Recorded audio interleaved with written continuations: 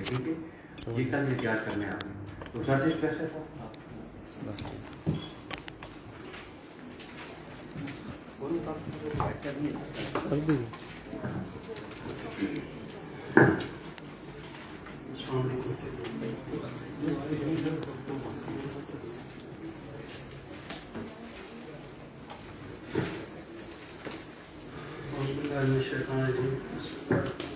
والصلاة والسلام على سيد الانبیاء. ہے کسی کے پاس اگر وہ ایویڈنس ہے کسی کے پاس نہیں بس ٹھیک ہے پھر یہ سر میں چیک کر لیتا ہوں اسی سے چلاتے ہیں کام.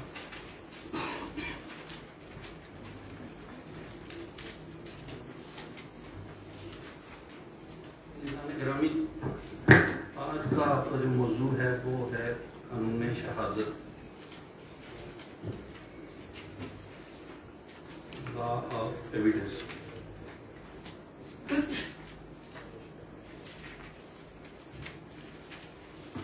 قانون شہادت آرڈر کو آپ نے یقیناً ورڈ بائی ورڈ پڑھا ہوگا اور میرے خیال میں کالج یا یونیورسٹی میں اس کو دو پارٹس میں پڑھاتے ہیں. لا آف ایویڈنس پارٹ 1 اور لا آف ایویڈنس پارٹ 2 کے طور پر پڑھاتے ہیں. یہاں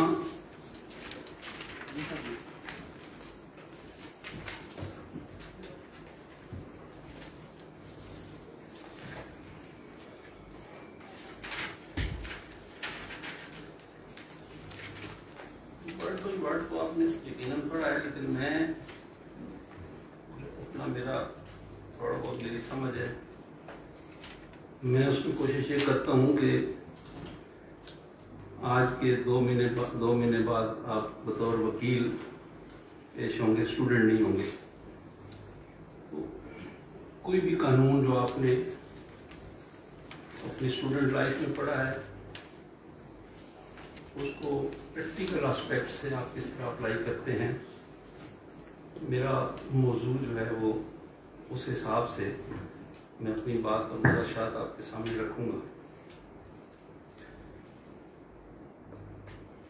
بطور مسلمان جب ہم دیکھتے ہیں تو یہ جو قانون شہادت آرڈر آیا یہ تو آیا 1984 میں اور اس سے پہلے ایویڈنس ایکٹ تھا جو کہ 100 سال پرانا ہوگا.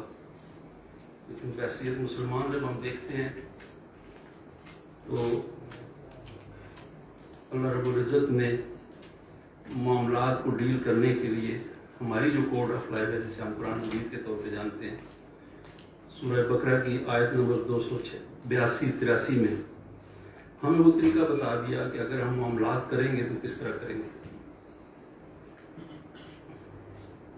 میں یقیناً آپ سب لوگ دینی علم رکھتے ہیں، پڑھے لکھے ہیں، لیکن میں اپنی یاد دہانی اور آپ کی میموری ریفریش کرنے کے لیے میں اس آیت کا ترجمہ جو ہے وہ پڑھنا چاہوں گا کہ اے لوگوں جو ایمان لائے ہو جب کسی مقررہ مدت کے لیے تم آپس میں لین دین کرو تو اسے لکھ لیا کرو. جو کہ آج آپ دیکھتے ہیں کہ ہمارے میکسیمم جو جھگڑے کی بنیاد ہے وہ یہ ہے کہ ہم لکھتے نہیں ہیں اور بعد میں رو رہے ہوتے ہیں کہ فلاں کے ساتھ معاملہ تھا میری چیز ریکور نہیں ہو رہی. فریقین کے درمیان انصاف کے ساتھ ایک شخص دستاویز تیار کرے. اب یہ دستاویز تیار کرنے والا کون ہے؟ یہ آپ ہیں اور میں ہوں. چونکہ بطور وکیل جب ہم اپنی فرائض انجام دے رہے ہوتے تو اس آیت کے مطابق جو کاتب ہے یہ اس کو مخاطب کیا جا رہا ہے کہ کوئی ایک شخص جو پڑھا لکھا ہے وہ ان معاملات کو لکھ لیا کرے جس سے اللہ نے لکھنے پڑھنے کی قابلیت بخشی ہے اور اسے لکھنے سے انکار نہیں کرنا چاہیے. یہ ایک اللہ تعالیٰ کی طرف سے مینڈیٹری ڈیوٹی ہم پہ لگا دی گئی ہے کہ جب کوئی ہمارے پاس آتا ہے ہم اپنے سروسز چارجز ضرور لیتے ہیں لیکن لکھ کے دینے سے انکار کرنا جو ہے اس کے لیے ہمیں منع کیا گیا ہے کہ آپ جب اس اللہ تعالیٰ نے لکھنے پڑھنے کی صلاحیت آپ کو دے دی ہے تو آپ اس کو لکھ لیا کریں اور املا وہ شخص کرائے جس پر حق آتا ہے. یعنی جو قرض یا لون لے رہا ہے معاملہ وہ تحریر کروائے گا کہ میں نے یہ چیزیں لی ہیں تاکہ کوئی کنفیوژن نہ رہے. یہ بات کل نہ آئے کہ جی لکھنے والے نے کوئی یا جس نے قرض دیا تھا اس نے اپنی طرف سے کوئی چیز ایڈ کر دی ہے. اور پھر اس کے بعد اسی آیت کے آخر میں فرمایا کہ جب آپ یہ لکھو تو اس کے اوپر 2 گواہ وہ رکھ لیا کرو. اور پابندی یہ لگائی کہ 2 مرد گواہ ہوں، اور اگر 2 مرد اویلیبل نہ ہوں تو 1 مرد اور 2 عورتیں یہ اس کے لیے وٹنس بن جائیں. اور یہی چیز جب ہم اپنا قانونی شہادت آرڈر دیکھتے ہیں تو اس کی سیکشن 17 میں ورڈ بائی ورڈ یہ چیز جو ہے ریپروڈیوس کی گئی کہ نمبر آف وٹنسز کتنے ہوں گے، کمپیٹنس آف وٹنس جو ہے وہ کیا ہوگی. سیکشن 17 جب ہم دیکھتے ہیں تو اس میں کہتے ہیں کہ competence and number of witnesses.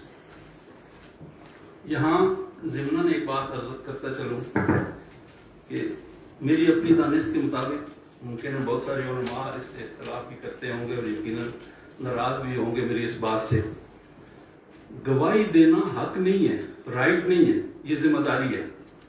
اور اللہ رب العزت نے یہ ذمہ داری ڈالتے ہوئے عورت کو فیسیلیٹیٹ کیا ہے. یہاں لوگ کہتے ہیں جی عورت کی گواہی آتی ہے، 2 عورتیں ہوں گی تو پھر گواہی ہوگی.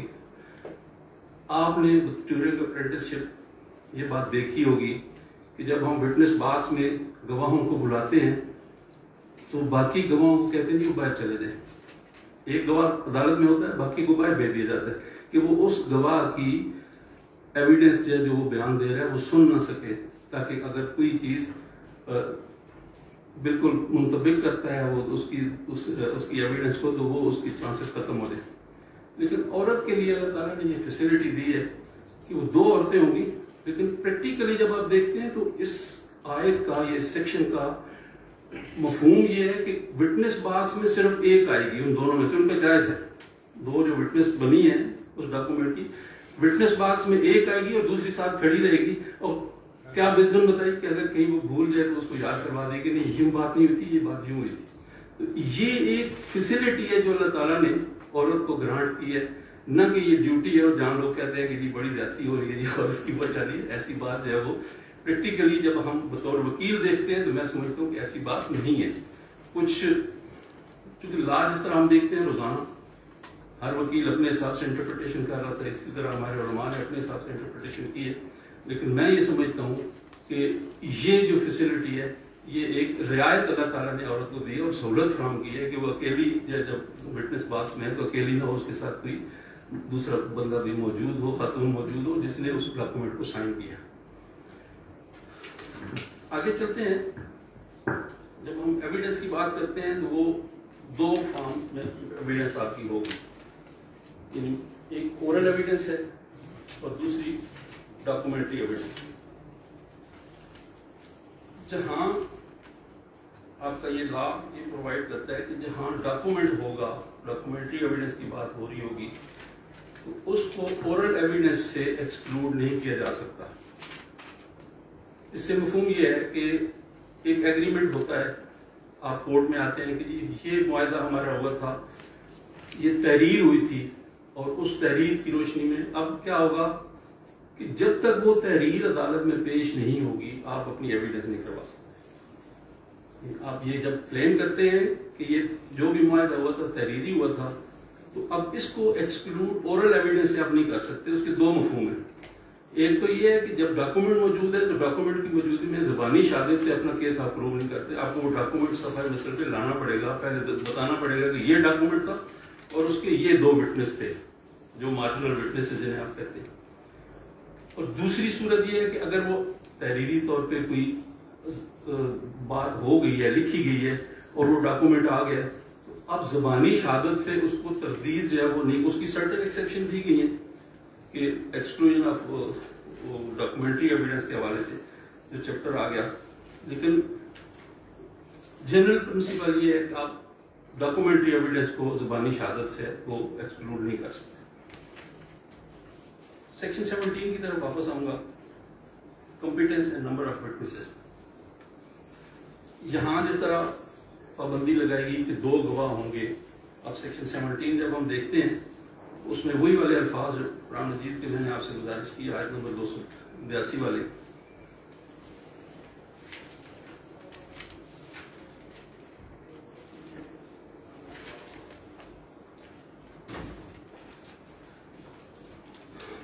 competence of a person to testify and the number of witnesses required in any case shall be determined in accordance with the injunction of Islam as laid down in the Holy Quran, unless otherwise provided in any law relating to the enforcement of hudud or other special law. In matter pertaining to financial or future obligations, if reduced into that, the instrument shall be attested by 2 men and 1 man or 2 women. یہ ایک اس کی condition ہے. All other matters shall may accept or act in testimony of man or woman in accordance with the law. یہ تو یہاں پابندی ہوگی. لیکن ادر لا جو ہے وہاں بیسک جو پرنسپل ہے ہمارے لا آف ایویڈنس میں وہ کوانٹٹی آف ایویڈنس نہیں ہے, وہ کوالٹی آف ایویڈنس ہے. یعنی آپ کہیں گے کہ ریلیونٹ فیکٹس کے ہٹ کے آپ 20 گواہ پیش کرتے ہیں, لیکن وہ آپ کی جو ریلیونسی آف فیکٹس کے حوالے سے باتیں آ رہی ہیں اس میں سے ایک بات بھی نہیں کرتا, تو وہ سارے کے سارے 20 گواہ جو ہیں ان کا کوئی فائدہ نہیں ہوگا آپ کو, بلکہ وہ غیر ضروری گواہ ہوں گے. اور یہ پروسیجر دینے کا مطلب یہ ہے کہ آپ لوگ جب بطور وکیل اپنے کیس کو پیش کرنے جاتے ہیں تو آپ کم سے کم عرصے میں تھوڑی سی تھوڑی محنت کر کے زیادہ سے زیادہ اپنا کیس پروو کرو. اور آپ کو یہ پتا ہونا چاہیے کہ میرا کیس کیا ہے, میرے ریلیونٹ فیکٹس کیا ہیں, اور اس کے مطابق میرے ریلیونٹ گواہ کون کون سے ہیں جن کو میں عدالت میں پیش کروں گا تو میرا کیس جو ہے وہ پروو ہو جائے گا. اسی طرح ریبٹل میں جب آپ کھڑے ہوتے ہیں تو آپ کو یہ معلوم ہونا چاہیے کہ یہ جو میرے خلاف ایویڈنس آ رہی ہے اس کو مجھے کس طرح ریبٹ کرنا ہے, اور مجھے اس کے لیے کون کون سے گواہوں کے میرے امپارٹنٹ ہیں. 20 گواہ بے شک آ گئے, لیکن ان میں سے ایک گواہ اگر امپارٹنٹ ہے جو آپ کے کیس کو مٹیریلی افیکٹ کر رہا ہے تو آپ کو اسی کو ریبٹ کرنا ہوگا. باقی ساری ایویڈنس اگر آپ نہیں دیتے تو اس میں کوئی آپ کے لیے باہر نہیں ہوگا. ادر لا میں جیسے آپ دیکھتے ہیں, اب کرمنل لا میں جب ہم جاتے ہیں نمبر آف وٹنسز پہ, حدود لاز میں آپ دیکھیں گے کہ جیسے چوری کا مقدمہ ہے, تو چوری کے مقدمے کے لیے جب آپ اس کو حدود لاز میں سزا دینے کی بات کریں گے تو اس کے لیے آپ کے لیے جو کنڈیشن لگائی گئی ہے وہ ہے کہ آپ کے پاس ادر دین کمپلینٹ 2 مسلمان گواہ ہونے چاہیے. چوری کی سزا جب آپ ہاتھ نافذ کرنے جاتے ہیں, کسی کا ہاتھ کاٹنے کی بات سزا ہے, سخت سزا ہے اسلام میں, لیکن اس کے لیے شرائط اتنی سخت رکھی گئی ہیں. مسلمان کے علاوہ 2 گواہ ہوں گے, اور پھر چوری شدہ چیز کا اس میں نصاب دیا گیا کہ اس کی ایک خاص کوانٹٹی ہے, اس سے کم کوانٹٹی کی اگر چیز چوری ہوئی ہے تو پھر وہ حد نہیں لاگو ہوگی, بلکہ پھر وہ تعزیراً اس کو جو بھی سزا دیں گے. اسی طرح جب آپ حرابہ کی بات آتے ہیں, ڈکیتی آتی ہے, زبردستی کچھ چھینتا ہے, تو اس میں بھی نصاب بدل جاتا ہے. لیکن وہاں بھی پھر وہی بات آ گئی کہ مسلمان مدعی کے علاوہ 2 مسلمان گواہ ہوں گے تو پھر حرابہ کی بات آئے گی, ادروائز جو ہے وہ نہیں آئے گی. تو یہاں پابندی کیا لگا دی گئی کہ 2 گواہ مسلمان عاقل بالغ گواہ جو ہیں وہ لازمی اس کے ہوں گے, تب جا کے آپ کی ایویڈنس جو ہے وہ کمپلیٹ ہوگی. ادروائز آپ کا وہ والا آفینس جو ہے وہ کمپلیٹ جو ہے وہ اس کو ثابت نہیں کر پاتے. سول سائڈ میں آپ جاتے ہیں, پریمپشن ہے. یہ ساری باتیں اس لیے ریلیونٹ ہیں کہ جب آپ کوئی کمپلینٹ لکھنے جا رہے ہیں بطور وکیل, کوئی آپ کے پاس آپ کا کلائنٹ آ جاتا ہے, وہ بتاتا ہے جی کہ میری یہ چوری ہو گئی ہے, تو آپ اسے جب فیکٹس کلیکٹ کریں گے اگر یہ چیزیں آپ کے پاس ہوں گی تو آپ اس کو یہ ایڈوائز کر سکیں گے کہ بھائی یہ والا آفینس آپ کا بنے گا اگر یہ آپ کے پاس ایویڈنس پوری ہے. اس سے مطلب یہ ہرگز نہیں ہے کہ آپ اس کو بیٹھ کے گواہ جو ہے فیبریکیٹ کرنے کا مشورہ دینا شروع ہو جائیں گے, یار یہ والے گواہ لے کے آ جاؤ تو پھر تو آپ کا کیس بن جائے گا, ادروائز نہیں بنے گا. آپ کا کام اس کو یہ مشورہ دینا ہے کہ یہ والی ایویڈنس آپ کے پاس ہے تو پھر آ جاؤ, پھر اس کے بعد آپ کا یہ والا آفینس بنے گا. لیکن یہ نہیں ہے تو پھر نارمل جو بھی تعزیرات پاکستان کے ساتھ سزا ہے اس کی ہے. سول سائڈ پہ جب ہم جاتے ہیں تو سول سائڈ پہ آپ دیکھیں گے کہ پریمپشن ایکٹ جو ہے, پنجاب پریمپشن ایکٹ ہے یا NWFP پریمپشن ایکٹ, اس میں 2 گواہوں کی پابندی لگائی گئی ہے کہ جب آپ سب سے پہلے طلب مواسبت ہے, طلب اشہاد ہے, جب طلب اشہاد کے لیے آپ 2 بندوں کو نوٹس بھیجتے ہیں تو اس میں لازمی قرار دیا گیا کہ اس میں 2 گواہ وٹنس ہوں گے, تب جا کے آپ کا طلب اشہاد کا نوٹس. کیونکہ بطور وکیل آپ کے پاس ایک بندہ آیا اور اس کو آپ نوٹس لکھ کے دیتے ہیں کہ جی میں نے فلاں بندے کی موجودگی میں نے یہ اعلان کیا تھا شفے کا, اور اب میں اس بندے کو ریکوائر کر رہا ہوں کہ بھائی جو آپ نے پیسے لیے ہیں اتنے پیسے لے لو اور یہ زمین میرے نام کروا دو. آپ نے نوٹس لکھ کے بھیج دیا, لیکن مینڈیٹری ریکوائرمنٹ ہے کہ اس میں 2 گواہ ہونے چاہیے جن کی موجودگی میں وہ نوٹس جائے گا. اگر آپ نے 2 گواہ نہیں لکھے ہیں آپ کو وہ سارے کا سارا جو پروسیس ہے نوٹس ہے وہ انویلیڈیٹ ہو جائے گا, اس میں کوئی اس کی قانونی حیثیت نہیں رہے گی. اس لیے یہ جو سیکشن 17 کی بات ادر لا والی بات آ رہی ہے, ادر لا میں آپ کو مثالیں دے کے بتا رہا ہوں کہ فوجداری قانون میں یہ ہوگا اور سول میں جو مثال ہے پریمپشن ایکٹ کی. اب سول میں ڈاکومنٹ کی بات آتی ہے نکاح کے لیے, جس سے قانون نے ادر لا میں آتے ہیں تو قانون نے نکاح کے لیے 2 گواہ لازمی قرار دیے ہیں. پروپوزل ایکسیپٹنس, فکسیشن آف حق ہے اور 2 گواہ, یعنی اگر 2 گواہ نہیں ہوں گے تو پھر وہ نکاح جب وہ باطل کہلائے گا, مطلب انلیگل نہیں کہے گا, وائڈیبل کنٹریکٹ جو اس میں چلا جائے گا. اب بات آ جاتی ہے کہ گواہ بن کون سکتا ہے. تو آپ کی جو سیکشن 3 ہے وہ بتاتی ہے کہ ہو may testify. جب آپ کسی کو ڈاکومنٹ تیار کر کے دے رہے ہوتے ہیں تو آپ کہتے ہیں 2 گواہ لے ہو, تو وہ 2 گواہوں میں ایک نابالغ بچہ لے آتا ہے. آپ اس کو بتائیں گے, لیگلی مشورہ دیں گے کہ یہ ڈاکومنٹ آپ کا کمپلیٹ نہیں ہوگا جب تک آپ 2 بالغ گواہ نہیں لائیں گے کسی سول ٹرانزیکشن میں. کرمنل ٹرانزیکشن میں ایسی کوئی پابندی نہیں ہے, بطور وٹنس کوئی بھی بندہ جو ہے بطور وٹنس آ سکتا ہے, لیکن اس کے لیے عدالت خود ٹیسٹیفائی کرتی ہے. جو چھوٹا بچہ ہے عدالت اس کے اوپر چند سوالات کرے گی.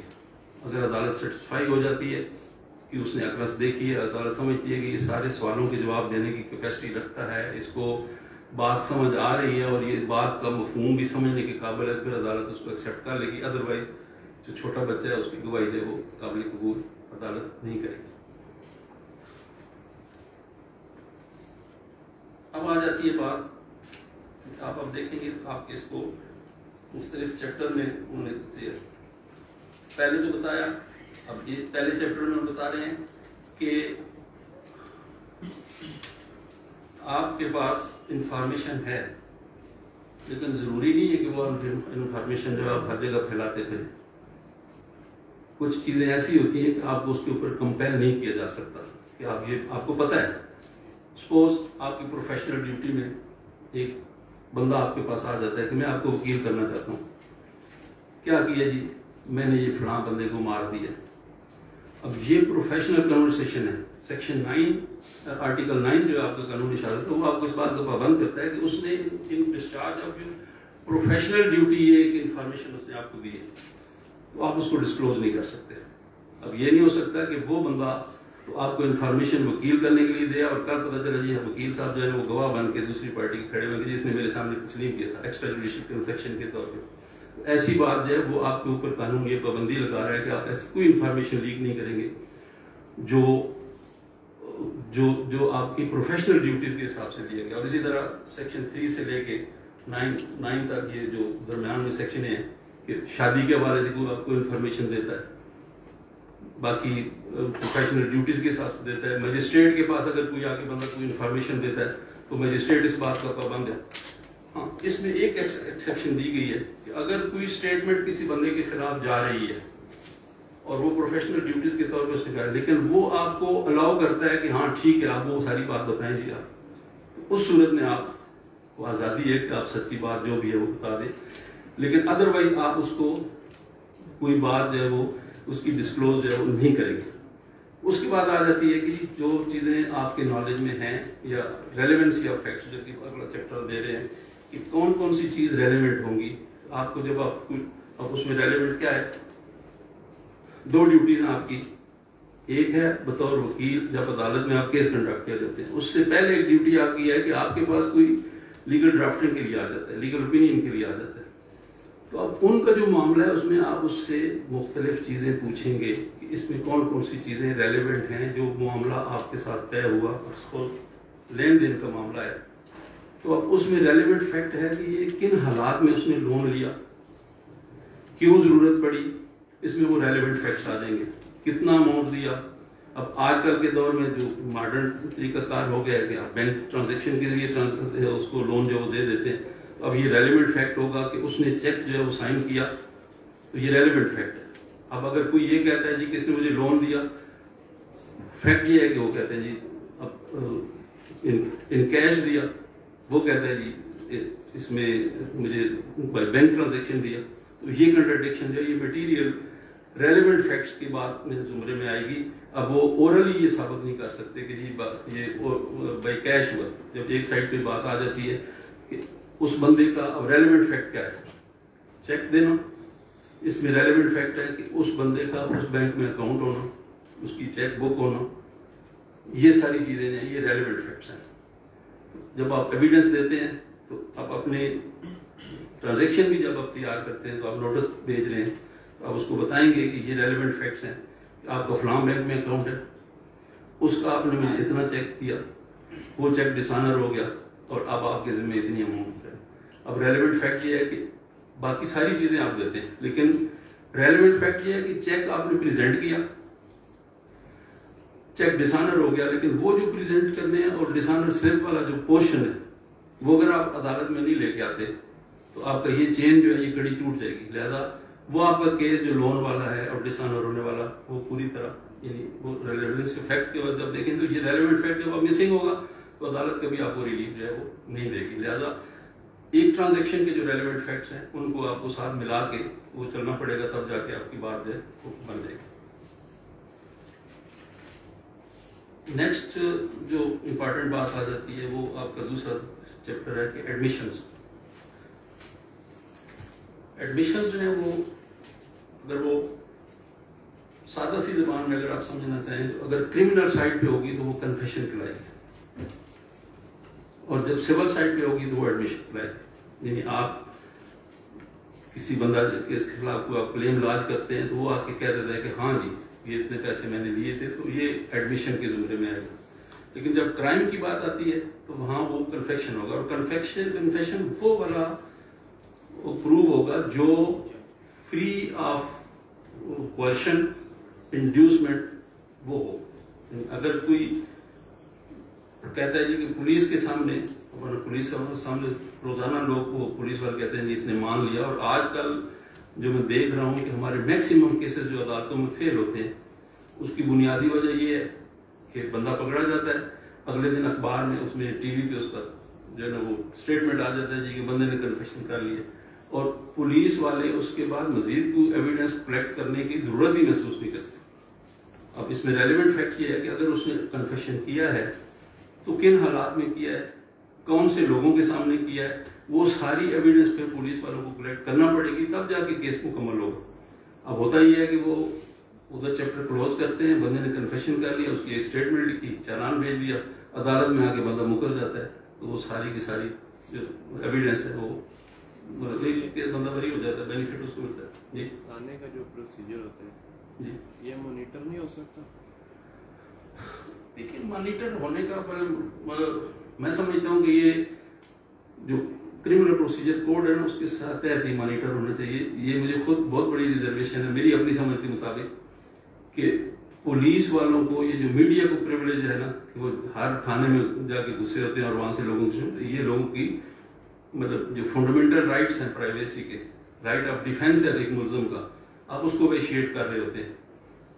مطلب یہ والی چیزیں جو ہے اس طرح نہیں ہونی چاہیے. جو سی آر پی سی نے پروسیجر دیا ہوا ہے کہ تھانے میں مانیٹر جو ہے نا وہ یہی ہے کہ آپ اس کی جو ایویڈنس ہے وہ پوری پیش کریں گے.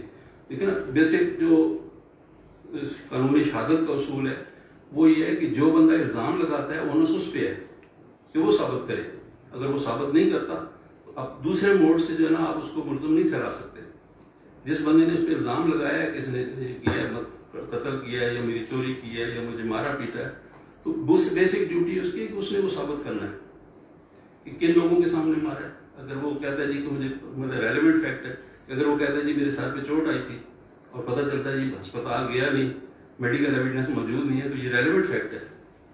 اگر یہ والی چیز مائنس ہوگی اس کے بعد وہ چیزیں جو ہے نا وہ پتہ چلا جائے کہ سارا کیس جو ہے وہ ویشیٹ ہو گیا. اب ریلیونٹ فیکٹس میں آپ دیکھیں، اگر آپ جو لوگ فوجداری سائٹ پہ کام کرتے ہیں وہاں آپ دیکھیں گے کہ جب ملزم زخمی پولیس کے پاس آتا ہے تو اس کی ایک انجری اسٹیٹمنٹ جو ہے نا وہ تیار کرتا ہے پولیس والا. سب سے پہلے وہ جو ہسپتال میں بعد میں بھیجتا ہے، سب سے پہلے وہ اس کو جب اس کے پاس زخمی کو لایا جاتا ہے تو اس کو نقشہ مضروبی، وہ آپ اس ٹرمنالوجی میں کہتے ہیں کہ وہ نقشہ مضروبی مرتب کرتا ہے کہ اس کے اوپر کتنی کتنی چوٹیں ہیں، کون کون سے زخم آئے ہیں اس کے۔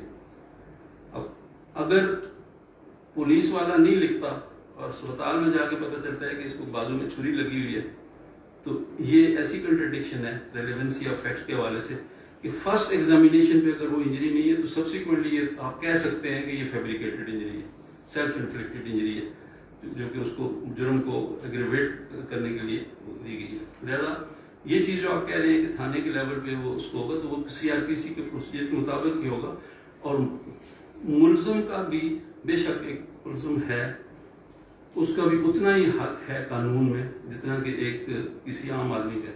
کسی آدمی کا کسی جرم میں ملوث ہونے کا یہ ہرگز مطلب نہیں ہے کہ اس کے جو نارمل رائٹس ہیں، سول رائٹس ہیں، یا اس کے لیے جو حقوق اس کو قانون ان کو دیتا ہے یا آئین دیتا ہے، اس سے اس کو محروم نہیں کیا جا سکتا صرف اس وجہ سے، یعنی اگر ایک بندہ خود کسی چوری کے مقدمے میں ملوث ہے لیکن وہ تھانے جاتا ہے کہ جی میرے گھر میں ڈکیتی ہوگی، چوری ہوگی، تو اب جی اس وجہ سے صرف اس کو انکار نہیں کیا جائے گا کہ چونکہ خود ملزم ہے، چور ہے، لیکن لہٰذا اس کی ہم FIR نہیں کرتے۔ سر یہ اکثر وہ اسٹیٹمنٹ آتی ہے نا کہ police is not entitled to prove innocence اور گلٹ آف ایکیوزڈ، کہ پولیس کسی کو قصوروار یا بے گناہ ثابت نہیں اصل کر میں سکتی۔ یہ چیزیں اب لا ڈیولپ ہوتے ہوتے چیزیں آ گئی ہیں، مطلب ہماری عدالتوں نے اس میں فریکوینٹلی یہ بات جو ہے نا کہنا شروع کر دی ہے کہ انوسینس یا گلٹ جو ہے وہ عدالت ہی پروو کرے گی، لیکن پولیس والی، اب اس سے پہلے اصول یہ تھا کہ پولیس کی اوپینین جو ہے وہ بائنڈنگ نہیں ہے کورٹ پہ،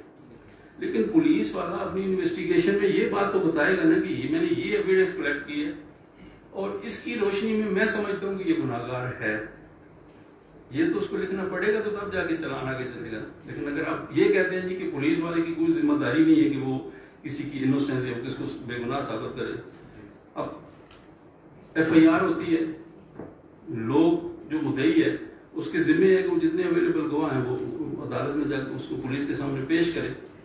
اب پولیس کے سامنے کوئی گواہ وہ پیش نہیں کرتا اور عدالت میں کھڑے ہو کے کہ جی کہ پولیس کی کیا حیثیت ہے کہ جی وہ اپنی اوپینین دے گی جی بندہ ملزم ہے یا نہیں ہے۔ بھئی آپ اپنی ایویڈنس دو گے، وہ ایویڈنس کلیکٹ کرے گا، اگر مدعی اپنی ایویڈنس وہاں نہیں دیتا اور اس صورت میں پولیس والا لکھ دیتا ہے کہ جی میرے پاس ایسی کوئی ایویڈنس نہیں آئی ہے جس سے میں اس کو چلان کر سکوں، تو اگر وہ مطلب اس کے علاوہ پولیس والے کے پاس آپشن کیا ہے کہ وہ کیا لکھے گا؟ بغیر ایویڈنس کے اس کو چلان کرے گا، لکھے گا کہ یہ گناہ گار ہے۔ اس لیے بالکل اسٹریٹ اوے یہ کہہ دینا کہ پولیس والا جو ہے نا وہ کسی کو گناہ گار یا بے گناہ جو ہے نا وہ نہیں لکھ سکتا، یہ اتنی مضبوط بات میں سمجھتا ہوں کہ نہیں ہے۔ نہیں لکھ سکتا ہے لیکن کورٹ پھر اپنا لیکن وہ اپنی جو چلان بناتا ہے اس کے مطابق وہ عدالت میں سبمٹ کرتا ہے نا کہ میرے اوپینین میں جو چلان 173 کی رپورٹ آپ پڑھتے ہیں اس کے آخر میں یہ لکھتا ہے کہ یہ جو شہادت میں نے خانہ نمبر فلاں میں لکھی ہے اس کی روشنی میں ملزم کو سمجھتا ہوں کہ یہ صحیح گناہ گار ہے، لہذا وہ عدالت، اب اگر عدالت وہ پولیس والا کسی نہیں، وہ دیکھیں وہ جب عدالت میں آئے گا اس کی روشنی میں پھر وہی گواہ عدالت میں پیش ہوں گے، اگر وہ گواہ اس کی ٹیسٹیفیکیشن پہ پورے اترتے ہیں عدالت اس کو سزا دے گی۔ اگر وہ بے شک پولیس والے نے لکھا ہے کہ یہ گناہ گار ہے لیکن وہ گواہ عدالت میں پیش نہیں آتے، اس پولیس چلان کو جو آگے سپورٹ نہیں کرتے تو عدالت اس کو بری کر دے گی۔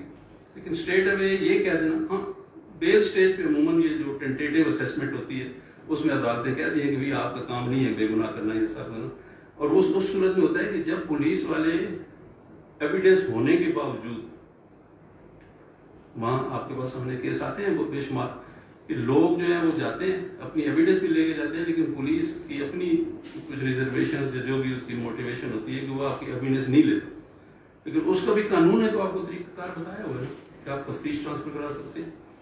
اب جب سے یہ 22A والا جو سلسلہ آ گیا تو ہمارا کرمنل سسٹم جو ہے وہ تھوڑا سا اپنے اس ٹریک سے ہٹ گیا۔ ایک پولیس والا ہم لوگ بھی شارٹ کٹ رہتے ہیں کہ بندہ آیا چلو 22A ڈال دو، ایک بندہ جب پہلے پولیس سے اگریوڈ ہے تو اس کی FIR نہیں دے رہا۔ اس سے پہلے کیا تھا؟ اس سے پہلے یہ تھا کہ آپ 200 کی کمپلینٹ کریں، وہی ایویڈنس جو آپ کے پاس پولیس والا آپ سے نہیں دے رہا وہ آپ میکسیمم آپ مجسٹریٹ کے سامنے کریں، مجسٹریٹ وہی ایویڈنس دے کے ملزم کو طلب کر لے گا، آپ کو لیکن ہمارا چونکہ پرسنلی جو ایگوز انوالو ہوتی ہیں وہ یہ ہوتی ہے کہ بندے کو جیل ضرور جانا چاہیے، بیہائنڈ دی بار رہنا چاہیے، اس کی بیل نہیں ہونی چاہیے. تو ان چیزوں کو مد نظر رکھتے ہوئے پھر ہم کہتے ہیں کہ نہیں، پولیس کے ساتھ ایف آئی آر جو ہے نا وہ ہونا بہت ضروری ہے، اس کے بغیر کام نہیں چلے.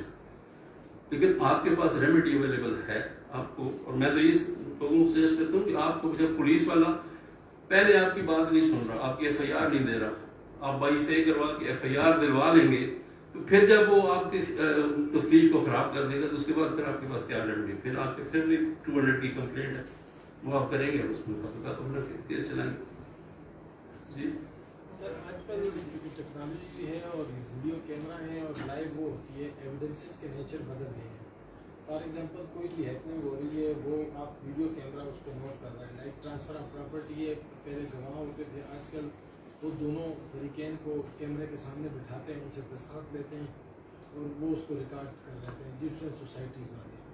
تو اب کیا وہ اس کے لیے وہیں جو ہے تو لا آف ایویڈنس کے مطابق تو اس میں 2 مرد یا 1 مرد 2 خواتین ہونے چاہیے؟ لیکن وہ بات آپ کی اپنی جگہ ہے، یہ ماڈرن ڈیوائسز کے تحت اپنی ایویڈنس آ رہی ہے. لیکن یہ ایفیکٹ کب ہوگا؟ جب ڈسپیوٹ پیدا ہو جائے گا. ایک بندہ کہتا ہے جی کہ میں نے تو یہ ٹرانسفر نہیں کی، وہ اپنی ایکسپلینیشن دیتا ہے کہ جی میں تو یہاں جو یہ سائن کر رہا تھا وہ یہ مقصد تھے، میں نے ٹرانسفر نہیں کی تھی.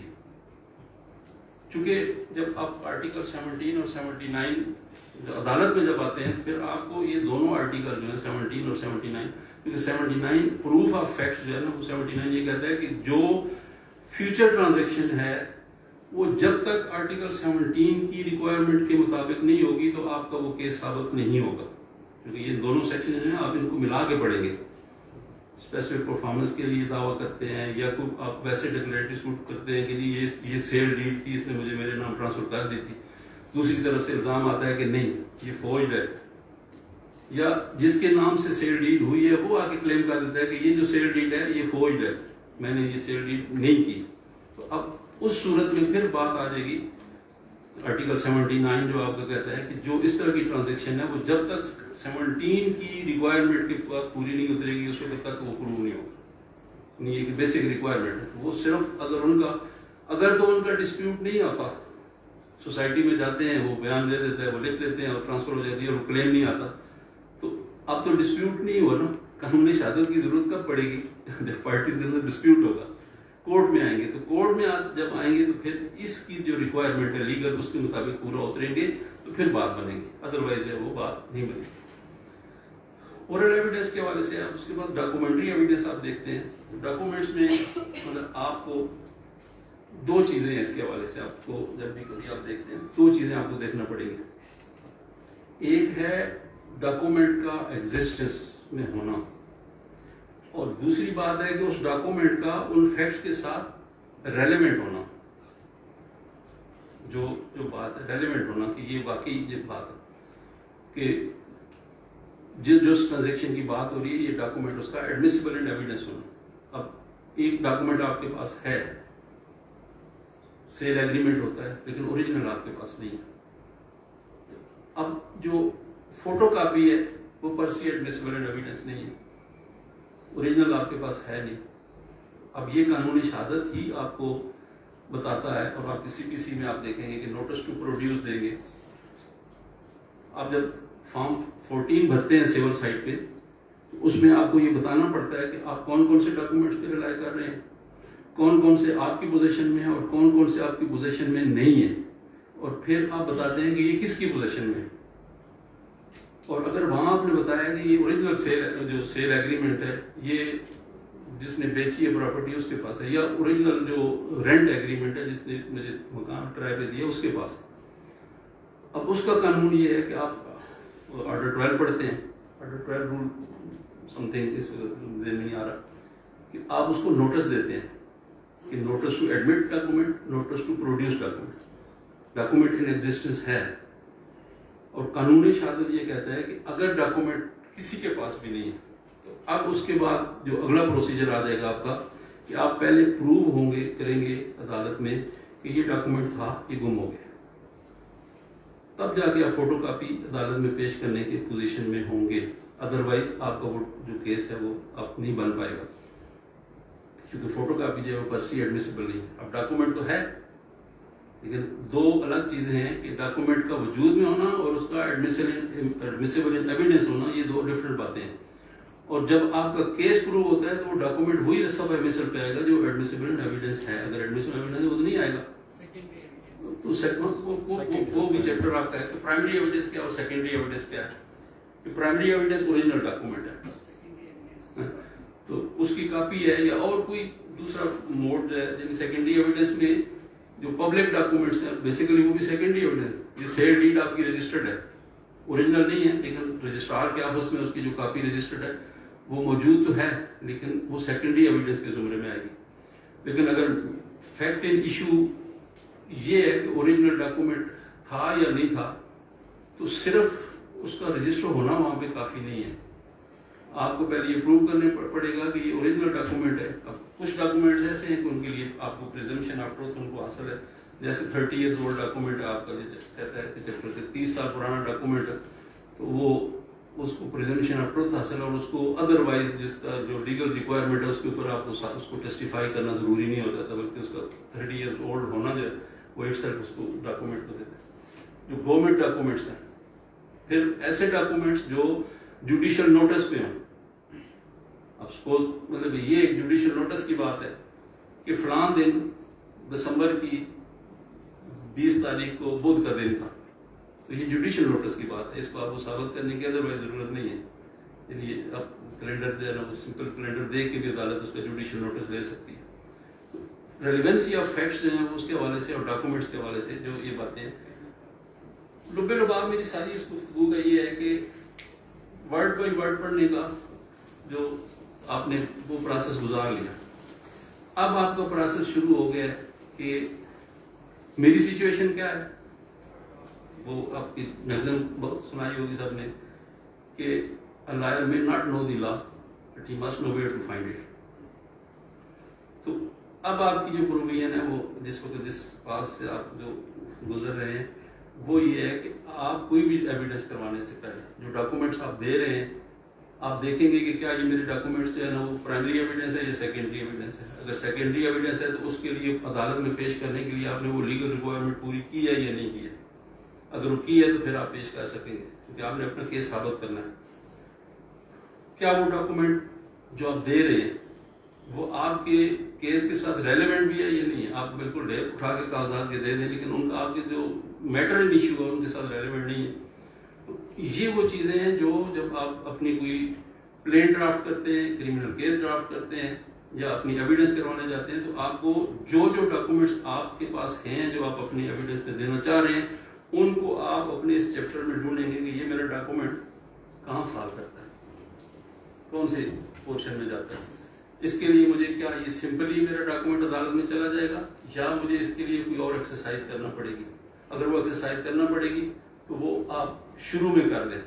ہمارے یہاں المیہ ہے کہ مقدمے جو ہے ہمارے 8 سال 9 سال ڈیلے ہوتے ہیں لیکن جب وہ مقدمہ ڈیلے ہو کے ٹرائل پہ جاتا ہے تو پتہ چلتا ہے یہ تو ڈائریکشن کیس ہے.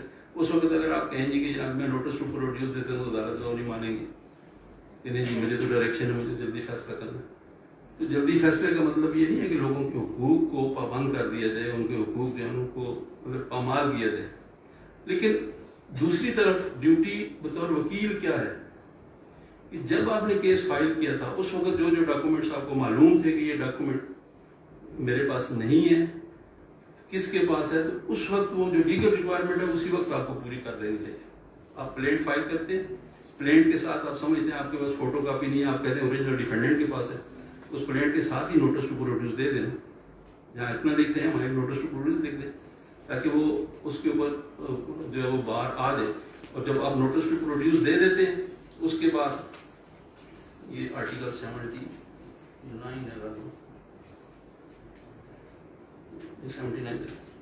آپ نوٹس ٹو ایڈمٹ دے دیں گے. اب پوزیشن آپ کی آئے گی کہ اب وہ فوٹو کاپی آپ جو ہے پرسی ایڈمیسیبل ایویڈنس ہو جائے گا. اگر وہ مان لیتا ہے تب، نہیں مانتا تب. دو سچویشنز ہیں.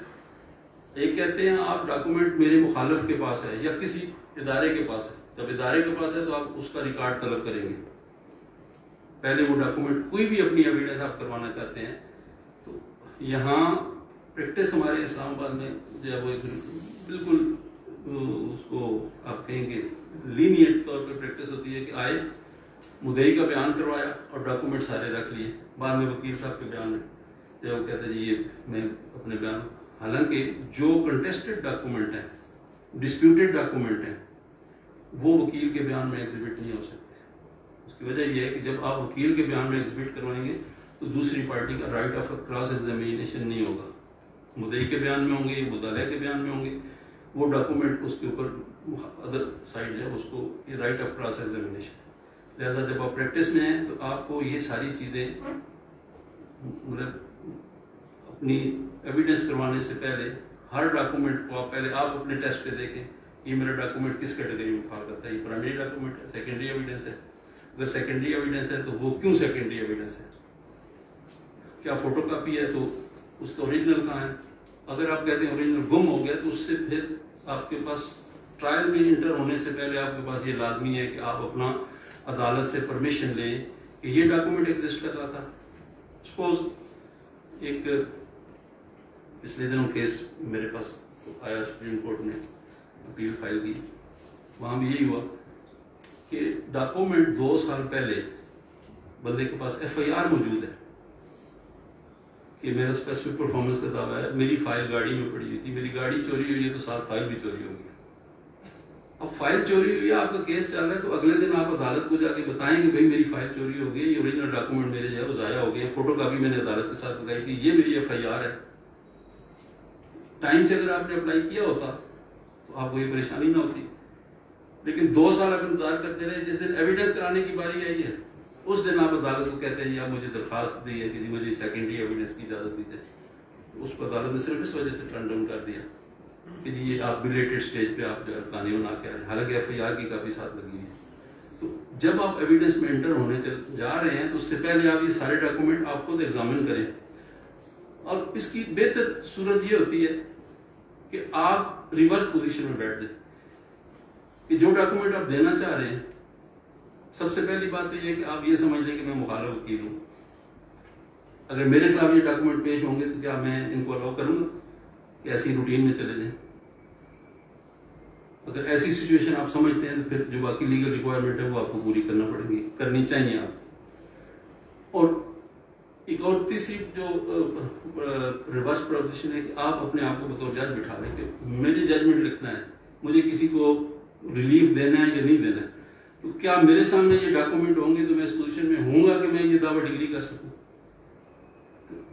یہ ساری چیزیں جو ہیں یہ بطور رول آف ایویڈنس اسی لیے آپ کو بتایا گیا کہ یہ ساری چیزیں آپ جب اپنے کیس کی سب سے پہلی بات تو فرسٹ اسٹیج پہ ہے کہ جب آپ اپنا کیس لکھ رہے ہوتے ہیں اس وقت ان ڈاکومنٹس کو اور اپنے کلائنٹ سے پوچھ لیں، اور اگر نہیں ہے اوریجنل ہے تو اس سے منوائیں۔ اب ہمارا رول اب پروسیجر تو یہ ہے کہ جب دعویٰ آ جاتا ہے تو فرسٹ ہیئرنگ پہ عدالت پارٹی کو کہتی ہے کہ اپنے اپنے ڈاکومنٹس کو عدالت میں جمع کریں یا لے کے آئیں، لیکن یہاں وہ پریکٹس جو ہے وہ نہیں اڈاپٹ کی جاتی۔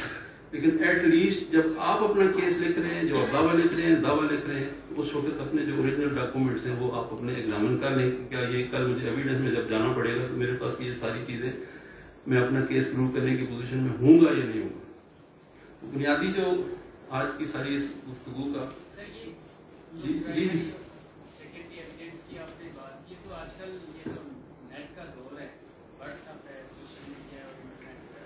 دیکھیے اس میں دیکھیں یہ ایک اس میں شاید ابھی نہیں ہے لیکن سیکشن آرٹیکل 48A ایڈ ہوا ہے جو ماڈرن ڈیوائسز ہیں۔ دیکھیں آپ کا جو آج کل جو بینکنگ ٹرانزیکشن ہے تو اس کے اوپر آپ جب آتا ہے تو نیچے لکھا ہوتا ہے کہ یہ کمپیوٹر جنریٹر ہے، اس کو سائن کی ضرورت نہیں ہے۔ تو جب قانون ان کو یہ کر رہا ہوں کہ جب آپ اس انداز میں گزریں گے کہ کیا یہ میرا ڈاکومنٹ ریلیونٹ ہوگا یا نہیں ہوگا، تو جو ماڈرن ڈیوائسز ہیں اب اس میں یہ پچھلے دنوں ایک بڑا مشہور کیس آیا تھا، اس میں جو آپ بات کر رہے ہیں کہ کمپیوٹر ہے، کمپیوٹر میں آپ نے موبائل میں یہ تصویر بن لی ہے، اب یہ میرا لیکچر ہے، تصویر بن رہی ہے، لیکن کل کو اگر یہ ثابت کرنا چاہے کہ یہ لیکچر ہوا تھا تو جس بندے نے یہ موبائل بنایا ہے یا فکس کیا ہے وہ کورٹ میں جب تک وٹنس کے طور پر پیش نہیں ہوگا کہ ہاں یہ فلاں ٹائم پہ فلاں وقت میں یہ ایک میٹنگ ارینج ہوئی تھی اور میں نے اس کی ریکارڈنگ کی تھی، تو پھر یہ ریلیونٹ ہو جائے گی ساری کی ساری. لیکن اگر یہ چین مسنگ ہے تو پھر وہ آپ کی ریلیونسی نہیں ہوگی. جی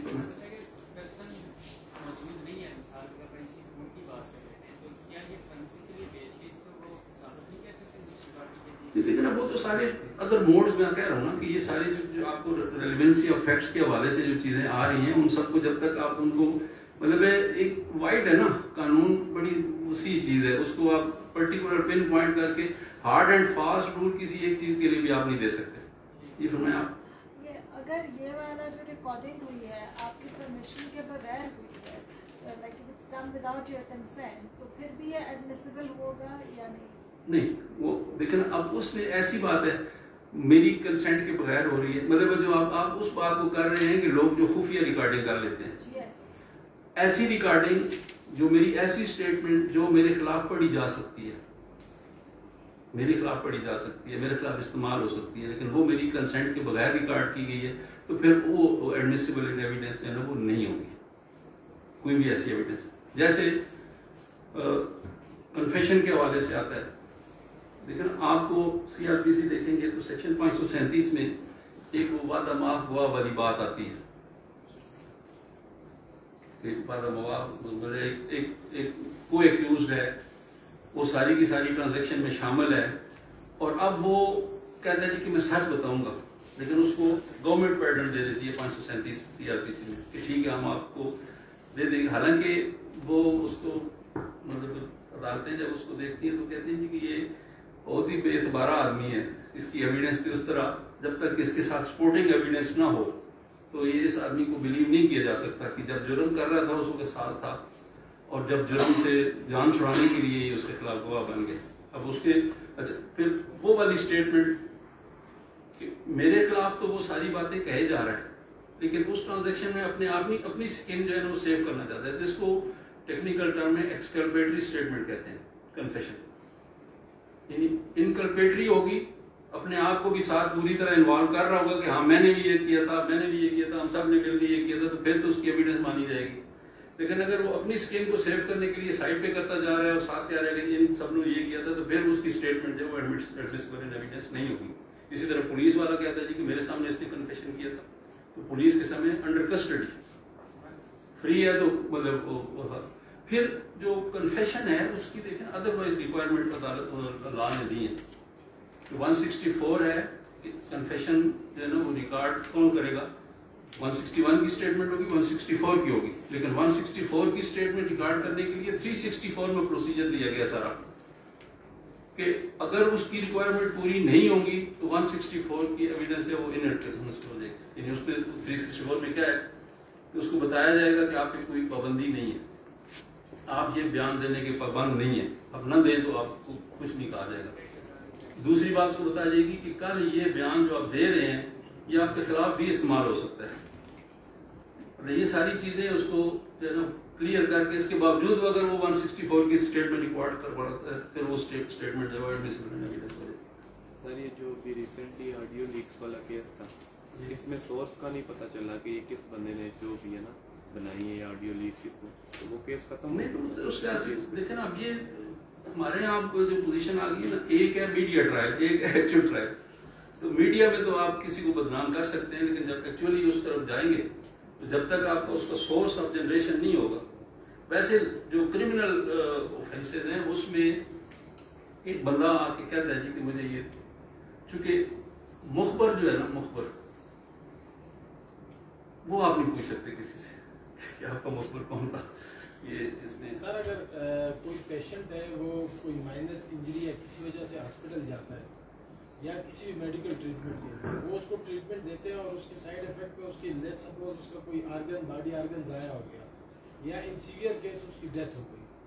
اب وہ جو پرائیویٹ جتنے بھی وہ ہیں اس کے اوپر لکھا ہوا ہے ناٹ ویلڈ فار کورٹ، آج کل جو DHQs یا وہ ہیں وہ بھی آپ کو پرچی دیتے ہیں, اس پہ بیک گراؤنڈ میں ہوتا ہے ناٹ ویلڈ فار کورٹ. تو کیا یہ ایویڈنس دیکھیں نا, اس میں ایک ڈاکومنٹ ایگزسٹ کرتا ہے نا جی, اس کے لکھ دینے سے کہ ناٹ ویلڈ فار کورٹ یہ نہیں ہے, مطلب اس لیکن میں کوئی وہ اس کی کوئی ایسی قانونی حیثیت نہیں ہے جب وہ یہ مان رہا ہے کہ یہ ڈاکومنٹ میں نے ایشو کیا ہے. جی, اب اگر کورٹ میں آپ اس کو لے کے آتے ہیں تو آپ اس کو تھرو کورٹ سمن کر سکتے ہیں کہ ہاں کیا یہ ڈاکومنٹ آپ نے لکھ کے دیا تھا, تو اگر وہ انکار نہیں کر سکتا, کیونکہ یہ جو فوری ریلیف ہوتا ہے نا, یا نارملی مطلب آپ میڈیکل ریسٹ دے دی 10 دن کے لیے, بندہ فزیکلی بالکل فٹ ہے, تو اوپر لکھ دیتے ہیں کہ جی یہ, کیونکہ لوگ چلے جاتے ہیں یار مجھے طبیعت خراب ہے, مجھے لکھ دو, دوائی لکھ دو, یہ کر دو, تو وہ اوپر لکھ دیتے ہیں کہ ناٹ ویلڈ فار کورٹ, کیونکہ اس سے سچی بات نہیں بتاتے, اس کو بھی اپنی ریزرویشن ہوتی ہے کہ کل یہ مجھے کہے گا جی کہ آپ نے بیڈ ریسٹ کیوں لکھ کے دی تھی, یہ اس کے جسم میں درد ہے, وہ لکھ دیتا ہے ناٹ ویلڈ فار کورٹ, تو کورٹ نہیں مانتی. اسی لیے سرکاری اسپتالوں کا جو وہ لکھ دیتے ہیں, پرائیویٹ ہاسپٹل میں تو لوگوں کو امپریشن یہ تھا, لیکن سرکاری ہاسپٹل میں بہرحال یہی جو ہے نا وہ چیزیں آ جاتی ہیں کہ کہنے کے لیے. ایک وقت تھا لوگ ڈھونڈتے تھے یا پن پوائنٹ کرتے تھے یار اس فلاں ڈپارٹمنٹ میں فلاں بندہ بڑا کرتا ہے, اب الٹ ہو گیا, لوگ ڈھونڈتے ہیں یار وہ ایسا بھی ہے جو نہیں ہے. ہماری سوسائٹی کیسا ہے نا, لیکن کون کرے گا. میں اپنے جسم پہ جب تک لاگو نہیں کروں گا, جب میں اکثر کہتا ہوں کہ ہم لوگ تقریر ہم سے جتنی مرضی کروا لو, تبلیغ جو ہے نا وہ 2 گھنٹے کی لمبی تقریر لیکچر میں دے دوں, لیکن میں اگر خود اسی طرح کی سچویشن میں پھنسوں گا تو میں وہ سارے عربے استعمال کروں گا جو کوئی بھی روایتی ملزم کرتا ہے, پھر وہ میری جو تقریر ہے یا میرا جو درس ہے اس کا کیا ایفیکٹ ہوگا. بات تو یہ ہے کہ جب میرے لیے کوئی ایسی سچویشن رائز ہو تو میں اپنے آپ کو اس طرح کے گن میں نہ انوالو کروں, تو پھر جا کے سوسائٹی ٹھیک ہوتی ہے, ایسے نہیں ہوتی. اور جب یہ بات ہوگی تو یقیناً جو بندہ اس بات کی احتیاط کرتا ہے تو وہ کوئی ایسا الٹا سیدھا کام بھی کرنے سے 1000 دفعہ سوچے گا کہ میں نہ کروں.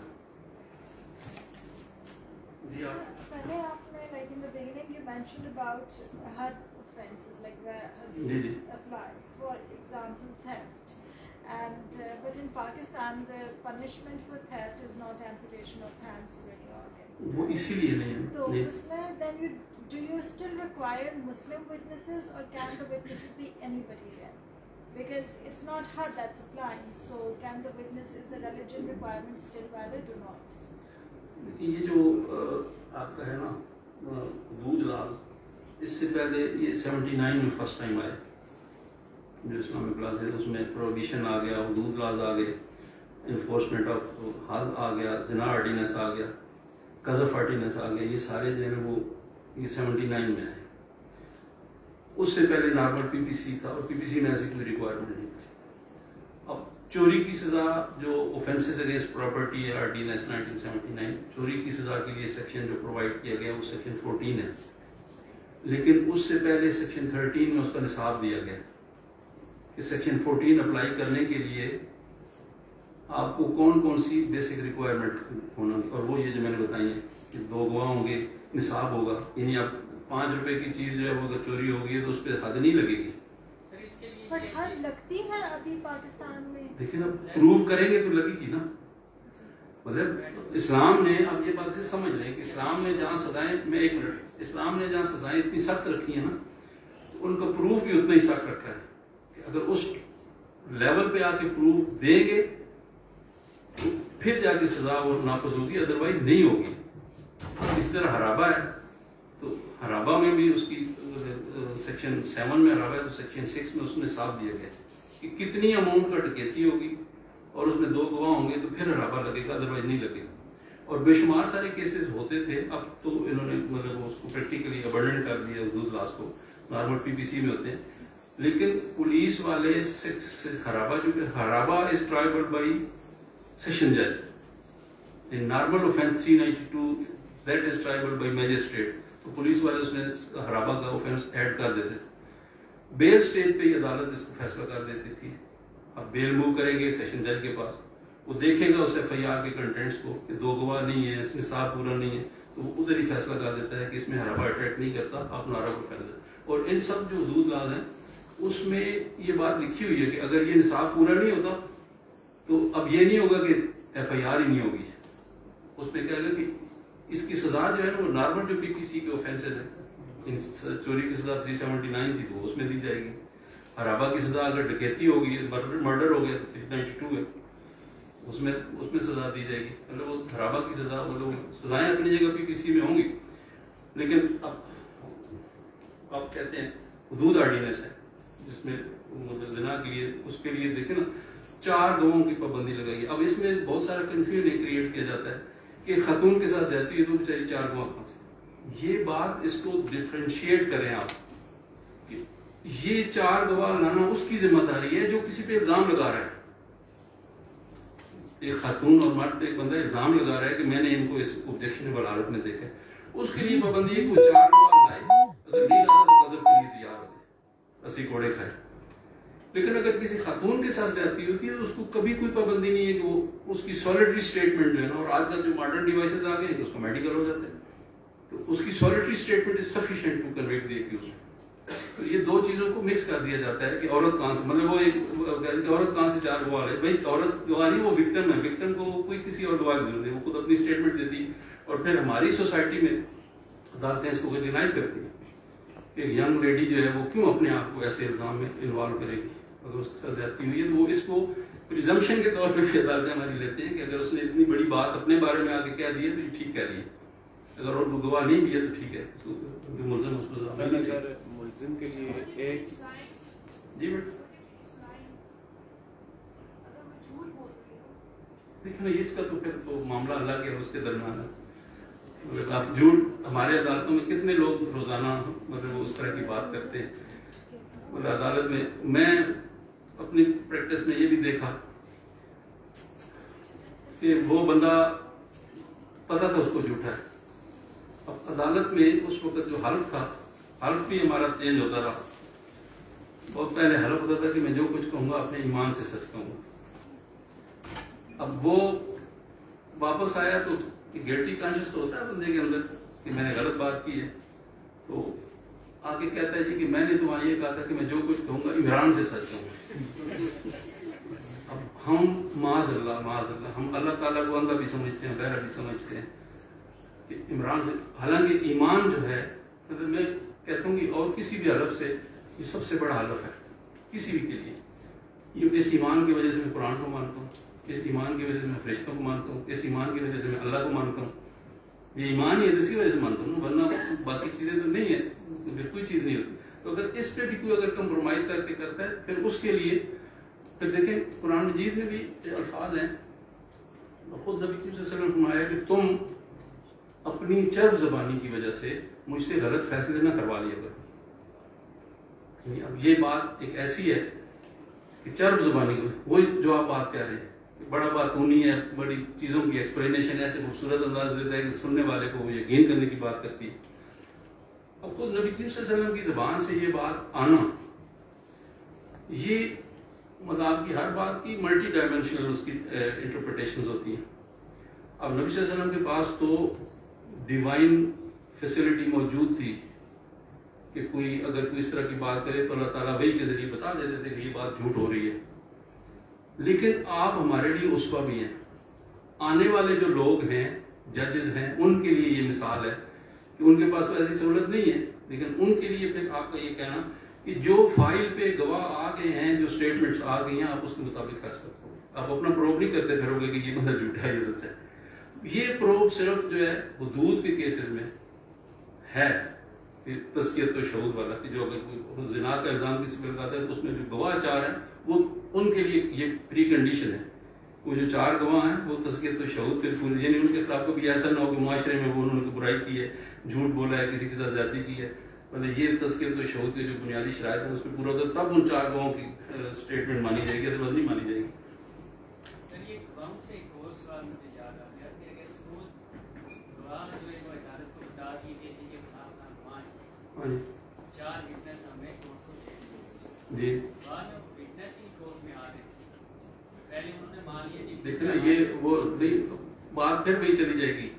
یہ ڈیوٹی اس الزام لگانے والے کی ہے کہ 4 گواہ پورے کرے. اگر ان میں سے ایک پسر گیا تو پھر قذف کے لیے تیار رہے نا, یہ تو اس کی ڈیوٹی ہے. مثال کے طور پر کسی کرمنل سے الگ چلے جاتے ہیں نا, کسی اور جگہ پر ہم کو بات دے دیتے ہیں, وہ وٹنس نہیں آ رہے, اس وقت ہم حدود کی بات نہیں, تھوڑا سا الگ مطلب آپ نارمل پروسیڈنگ کی بات کرتے ہیں. تو کورٹ جو ہے ان کو جب وہ طلب کرے گی اس کو بلا رہے پھر آپ نے آنا ہے, اگر وہ نہیں آتے تو ان کے لیے کیا سزا ہے؟ دیکھو نا, سزا نہیں ہے, اس کے لیے کورٹ کے پاس کویسچن میجرز ہیں. کورٹ اس کا وارنٹ آف اریسٹ نکال سکتی ہے, اس کو گرفتار کر کے لائے گی. لیکن اب جب آپ بطور وکیل یہ بات کر رہے ہوں گے تو آپ کا کلائنٹ آپ کو بتاتا ہے کہ وہ گواہ جو ہے وہ میرے کہنے پہ نہیں آ رہا, 1 اوور ہو گیا. اب اس میں کرمنل سائڈ پہ تو 2 آپ ہوتے ہیں, آپ یہ بیان دے دیتے ہیں کہ یہ بندہ جو ہے نا یہ ساز باز کر کے 1 اوور ہو گیا, لہذا میں اس کو پیش نہیں کرنا چاہتا. سول سائڈ پہ سپوز آپ بڑی زور لگا کے اس کا وارنٹ نکلوا کے لے آتے ہیں اور عدالت میں وہ آپ کے خلاف بیان دے دیتے تو آپ کو کیا فائدہ ہوگا؟ آپ کا کیس خراب کرے گا نا. تو پھر ایسے گواہ کو چھوڑ دینا مناسب ہے نا بطور وکیل. آپ کیوں ایسے گواہ کو بلائیں گے جو آپ کے ساتھ کوآپریٹ نہیں کر رہا, اور اگر آپ زبردستی بلواتے ہیں, وارنٹ کے ذریعے بلواتے ہیں تو عدالت میں کھڑے ہو کے آپ کے خلاف دے گا. اس کے لیے بھی پھر آپ کے پاس ریمیڈی ہے کہ آپ کا گواہ اگر ہو جاتا ہے تو آپ اس کو ہوسٹائل ڈکلیئر کروا سکتے ہیں. اسی طرح کرمنل سائڈ پہ بھی آپ ہوسٹائل ڈکلیئر, جب ہوسٹائل ڈکلیئر کرتے ہیں پھر آپ کے رائٹ آف کراس ایگزامینیشن ہوتا ہے, پھر آپ اس کو جرا کرتے ہیں کہ یہ جو آپ اسٹیٹمنٹ دے رہے ہو یہ دوسری, مطلب جو بھی آپ کے پاس ڈیفینس ہوگا یا کراس ایگزامینیشن کوشچن ہوں گے اس کو کوشچن کر کے آپ اس کو اس کی ایویڈنس کو شٹر کرنے کی کوشش کریں گے. لیکن آپ کے پاس یہ ریمیڈی اویلیبل ہے کہ وہ اگر آتا ہے دوسری پارٹی کے ساتھ کہ حق میں آپ کے مفاد کے خلاف بیان دے رہے ہیں تو آپ اس کو ہوسٹائل ڈکلیئر کروا سکتے ہیں. سر اسی میں ایک چھوٹا سا کوشچن ہے کہ میں نے اپنا وٹنس بلا دیا اور مجھے پتہ نہیں تھا, وہ آ کے کورٹ میں مجھے پتہ چلا یہ تو منفرد ہو گیا, یہ دوسری پارٹی سے مل گیا, مطلب ڈیورنگ کلاس ایگزامینیشن کر رہے ہیں دوسرے کے ساتھ, تو اس وقت میرے پاس کیا ہے کہ وہی میں نے عرض کیا کہ اس کو آپ ہوسٹائل ڈکلیئر کریں گے. آپ عدالت کو ریکویسٹ کریں گے کہ یہ وٹنس ہوسٹائل ہو گیا ہے, مجھے اس کو کراس ایگزامینیشن کی اجازت دی جائے. تو عدالت آپ کو کراس ایگزامینیشن کی اجازت دیتی ہے, مطلب اس کی ایویڈنس آپ پھر اپنی کراس ایگزامینیشن جتنی شٹر کر سکتے ہیں اتنی کر دیں گے. سر حدود اگر پروو ہو جاتی ہے اس کے بعد بھی جج کی ڈسکریمنیشن پہ ہوتا ہے کہ وہ سزا دے یا اس کو؟ دیکھیں, ایک تو بات یہ ہے کہ جب حدود کا نصاب اور ساری شرطیں پوری ہو جاتی ہیں تو پھر ڈسکریشن تو نہیں رہتی. لیکن اس کے باوجود اگر جج یہ سمجھتے ہیں کہ جو ایویڈنس آئی ہے وہ اس معیار میں 4 گواہ ہونا اور ان 4 گواہوں کا کی ایویڈنس جو ہے نا وہ اپ ٹو دی مارک ہونا, یہ 2 ڈفرینٹ باتیں ہیں. 4 گواہ آگے پیش ہو گئے لیکن ان کی ایویڈنس جج سمجھتا ہے کہ نہیں یہ اپ ٹو دی مارک نہیں ہے, آپس میں کنٹرڈکشنز ہیں, ٹائم سے کنٹرڈکشن ہے, باقی تو پھر وہ تعزیراً سزا دے گا.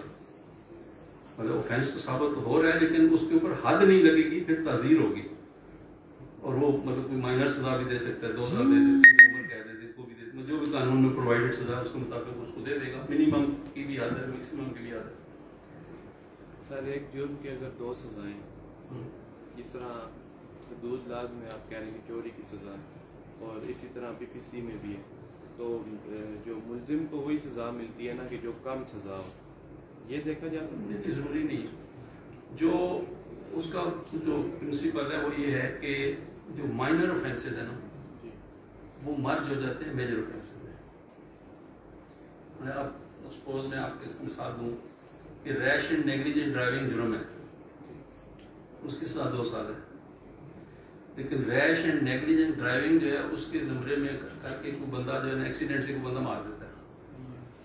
اب یہ جو انگریڈینٹ ہے ایکسیڈنٹ 320 جو آپ PPC میں دیکھتے ہیں کہ 320 کیا ہے, death cause by rash and negligent driving, اور 279 کیا ہے, ریش اینڈ نیگلیجنٹ ڈرائیونگ. وہ جو ریش اینڈ نیگلیجنٹ ڈرائیونگ ہے وہ اس میجر اوفینس میں مرج ہو جائے گی اور سزا اس میجر اوفینس میں ہو جائے گی, وہ اس کا ایسا بن جائے گی. چلیے اور بھی بات, یہ لا آف ایویڈنس فیملی لاس میں اپلیکیبل ہے؟ نہیں, وہ اس لیے کہ وہ ٹریبونل ہے, وہ اس طرح اسٹرکٹلی کورٹ نہیں ہے اس کو, لیکن اس کو اپلیکیبل 2 چیزیں اپلیکیبل نہیں ہے, قانونی شہادت بھی اور CPC بھی, سیکشن 10 اور 11. اس کی وزڈم جو ہے وہ یہ کہ آپ فیملی کورٹس میں جب اپنی ایویڈنس کرا رہے ہوتے ہیں تو جو یہاں اسٹرکٹ پروسیجر ہے، جیسے میں کہہ رہا ہوں اوریجنل ڈاکومنٹ نہیں ہے، پھر آپ جو ہے وہ اس کو سیکنڈری ایویڈنس دے یہ کریں، وہ پھر ان چیزوں کو ایکسکلوڈ کرنے کے لیے اگر آپ کے پاس فوٹو کاپی بھی ہے، نکاح نامے کی فوٹو کاپی بھی ہے تو ایگزیبٹ ہو جائے گی، ادروائز اوریجنل کے بغیر نہیں ہوتا. اس وجہ سے وہ تھوڑی سی فیسلٹی دی گئی ہے کہ وہاں اس اسٹرکٹ پروسیجر میں ڈال کے اس کی پروسیڈنگ پرولانگ ہوتی ہے. فیملی کورٹ میں جو پروسیڈنگ ہے اس کا ایک فیملی کورٹ ایکٹ میں تو لکھا گیا ہے کہ 6 مہینے کے اندر ڈیسائڈ ہو، لیکن ہوتے نہیں ہیں لیکن اس وجہ سے اس کو ایکسکلوڈ کیا گیا. اسی لیے اس کے جو انٹرم آرڈر ہے اس کے خلاف اپیل بھی پرووائڈ نہیں ہے تاکہ معاملے پرولانگ ہو. یہ صرف آربیٹریشن اور فیملی کورٹس اپلیکیبل نہیں ہے. ہاں آربیٹریشن مطلب وہی بات ہے کہ آربیٹریشن کا اپنا ایک پروسیجر ہے نا، اس میں انہوں نے دیا ہوا ہے، لیکن فیملی کورٹ میں تو اسپیسیفکلی جو ہے نا سیکشن 18 ہے فیملی کورٹ ایکٹ کی، جو قانونی شہادت اور CPC ایکسکلوڈڈ ایکسیپٹ سیکشن 10 اور 11. اس میں جو آرٹیکل 22 ہے آئیڈینٹیفیکیشن پریڈ کے حوالے سے اس میں دیکھیں آئیڈینٹیفیکیشن پریڈ جو ہے وہ آپ کی جو اس کے بیسک اصول یہ ہے کہ آج کل جو میں کہتا ہوں کہ جو موجودہ دور میں کوئی آئیڈینٹیفیکیشن پریڈ کا پریکٹیکلی ایفیکٹ نہیں رہا کہ موبائل کیمرہ یہ وہ سارے اتنی چیزیں آ گئی ہیں ملزم کو وہاں تصویر بنا کے بھیج دو اور کہو جی کہ یہ اس کو شناخت کرنا. لیکن جو پہلے یہ تھا کہ جو ہی ملزم اور ہوتی کا آئیڈینٹیفیکیشن پریڈ جہاں آپ ملزم کا نام نہیں جانتے، اس کے ویئر اباؤٹس نہیں جانتے، تو پھر جب وہ کوئی بندہ گرفتار ہوتا ہے اس جرم میں تو پھر اس کو جیل بھیج دیا جاتا ہے ریمانڈ سے پہلے، مطلب فزیکل ریمانڈ سے پہلے اس کو جیل بھیج دیا جاتا ہے اور اس سے پہلے اس کی آئیڈینٹیفیکیشن پریڈ وہ اب آئیڈینٹیفیکیشن پریڈ کا جو آج کل FIR بھی اس طرح پیج سے لکھ دی جاتی ہے. آئیڈینٹیفیکیشن پریڈ وہ والی اس کی بے معنی ہوگی اگر ملزم کا حلیہ جو ہے وہ FIR میں نہیں دیا گیا، اس کا قد کتنا تھا، پریزنٹ ایج کتنی تھی، فیس کے فیچرز کتنے تھے، یہ چیزیں جب ایکسپلینیشن میں دی گئی ہیں تو پھر آئیڈینٹیفیکیشن پریڈ جو ہے وہ اپ ٹو دی مارک ہو. لیکن اگر FIR میں یہ ساری چیزیں نہیں دی گئی پھر اس کے بعد آئیڈینٹیفیکیشن پریڈ ہو بھی جائے مطلب اس میں یہ لیکونا جو ہے یہ مطلب ٹرائل میں ملزم کو آگے فائدہ دے گا. اس میں ڈمیز کتنی ہونی چاہیے؟ وہ جیل مینول میں 10 بندے میرے خیال میں 10 بندے لائن میں بٹھاتے ہیں اور اس کو چوائس دیا جاتا ہے کہ اپنی مرضی کی جگہ پہ بیٹھ ملزم. لائن ایک ہی ہونی چاہیے؟ لائن ایک زیادہ بندے دو پہلے وہ تو ہے نا، لیکن وہ جو کنڈکٹ کر رہا ہے نا میجسٹریٹ اس کی ڈسکریشن ہے، ایک لائن بناتا ہے 2 بنواتا ہے، لیکن ملزم کی بہرحال اس نے جس کی آئیڈینٹیفیکیشن اس کی اپنی چوائس ہے کہ وہ جہاں بیٹھنا پسند کرے وہ وہاں بیٹھے گا. یہ نہیں ہے کہ اس کو کہو کہ 2 نمبر پہ بیٹھ جاؤ وہ آگے اس کو شناخت کر لیے 2 نمبر پر میرا ملزم. اس میں ملزم کی چوائس ہوتی ہے کہ وہ لائن میں جس جگہ بیٹھنا چاہے وہ بیٹھ جائے اور اب جا کے شناخت ہو جاتا ہے وہ شناخت ہو جاتا ہے. سر اس میں ایک اور آرٹیکل ہے 114 اسٹاپر کو بتانا. اسٹاپر 2 طرح کا ہے، ایک ہے کنسٹرکٹیو اسٹاپل ہے یعنی آپ نے، اور ایک ہے کہ آپ نے پریویس پروسیڈنگ میں ایک معاہدہ ہوتا ہے. سپوز ایک تو مثال 114 میں دے دی انہوں نے کہ ایک بندہ کسی کے ساتھ رینٹ ایگریمنٹ کرتا ہے کہ میں آپ کا کرایہ دار ہوں، اب اس کو مالک مان کے پراپرٹی کا تو اس کے ساتھ معاہدہ کیا نا کرایہ داری کا. اب اس کے اوپر اسٹاپل ہے کہ کل جب ڈسپیوٹ ارائز ہوتا ہے تو وہ یہ نہیں کہہ سکتا جی کہ آپ مالک نہیں ہیں. یہ ایک مثال ہے کہ اس نے اس کی اونرشپ کو تسلیم کر لیا تبھی اس کو مالک مانتے ہیں، اس کے ساتھ معاہدہ کیا کرایہ داری کا، اس کا کرایہ دار بنا. اب سبسیکوینٹلی وہ کہتا ہے کہ نہیں آپ مالک نہیں ہو، مطلب اس نے ایجیکٹمنٹ سوٹ فائل کیا تو اس نے آپ تو مالک ہی نہیں ہو، تو یہ اس کے اوپر اسٹاپل لاگو ہوتا ہے. اسی طرح کسی پروسیڈنگ میں بیٹھ کے کوئی ٹرانزیکشن ہے اس کو آپ نے مان لیا کسی بندے نے انڈائریکٹلی اور سبسیکوینٹلی وہ اسی بندے کے خلاف جس کے ساتھ بیٹھ کے وہ معاہدہ کر رہا ہے اس معاہدے کے ریورس اگر کوئی کلیم لے کے آتا ہے تو وہ اسٹاپل جو ہے کنسٹرکٹیو آ جائے گا کہ آپ نہیں کر سکتے. لیکن بیسک مثال جو نون فیکٹس کے حوالے سے وہ سیکشن 114 میں آپ کے اس میں دے دی گئی، آرٹیکل 114 یہ جو ٹیننٹ ہے وہ اپنی جو لینڈ لارڈ ہے اس کے خلاف یہ نہیں کہہ سکتے کہ تم مالک نہیں ہو کیونکہ اس کے خلاف اسٹاپ ہے. جی اور کوئی بات نہیں. سر یہ ایک منٹ باری بھائی سر جو ایویڈنس کس چیز سے جان چھوڑ کسی بھی مقدمے سے اور ایف آئی آر ختم کروانے کی یا ایف آئی آر میں سے to the extent of 1% wash کرانے کے لیے وہ طریقے تو کوئی جو ماہر فوجداری وکیل ہم ہی بتا سکتے ہیں کیونکہ ان کے پاس سارے غور ہوتے ہیں. لیکن دیکھیے سول کیس ہے نا, سول کیس میں دعویٰ آتا ہے, جواب دعویٰ آتا ہے اور ایشوز فریم ہو کے ایویڈنس ہو جاتی ہے. یہ پریکٹیکلی اس کیس کے لیے 4 تاریخوں کی ضرورت ہے, 5 اس سے زیادہ کی نہیں ہے. دعویٰ آیا جواب دعویٰ آ گیا, ایویڈنس ہوگی پلینٹف کی, ڈیفینڈنٹ کی ایویڈنس ہوگی اور ججمنٹ آ گئی. لیکن پریکٹیکلی مطلب کلائنٹ کہتے ہیں نہیں آج شہادت نہیں کرانی, وہ پروگرام ہو سکتا ہے. 17(3) جو ہے وہ اسی لیے CPC میں دیا گیا ہے کہ اگر کوئی بندہ ایویڈنس, اور یہاں ابھی پریکٹس شروع ہو گئی ہے کہ ہم پہلے 17(3) کا نوٹس دیں گے اور پھر اس کی رائٹ کلوز کریں گے. ایسی بات نہیں ہے.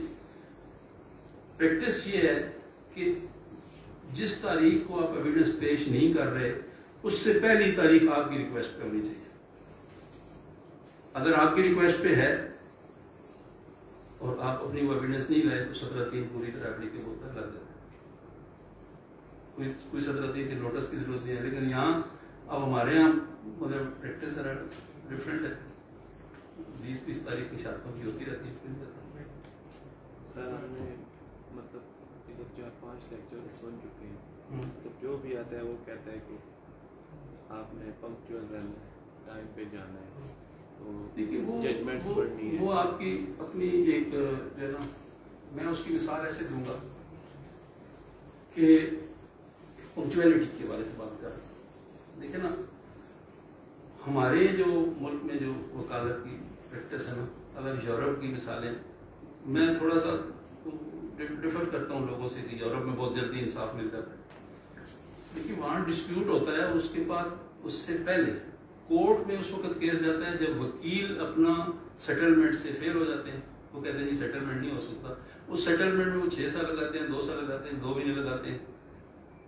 وہ وہاں کا پروسیجر ہے. لیکن جب وہ رائٹ کر کے ایشوز بنا کے کورٹ میں بھیج دیتے ہیں تو پھر کورٹ 2 تاریخوں میں ڈیسائیڈ کر دیتی ہے, اور تاریخ بھی وہاں 6 مہینے سے پہلے کی نہیں ملتی.